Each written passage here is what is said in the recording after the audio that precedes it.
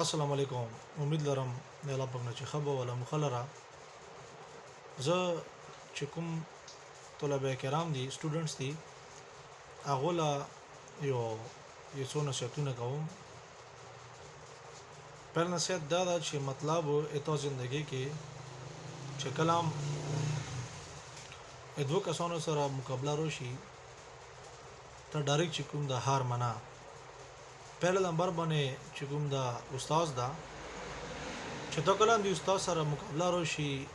نو ته مطلب کلیش ضرور شي ته ډایرکټ هار منا سوري کوا دې کې تو جیتتا. دوامه خبره مور پلار ده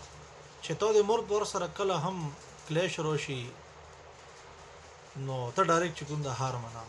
ټیک ته چې ته په وخت باندې مطلب هار بشي خو مخله ژوندۍ کې به ته جیت وي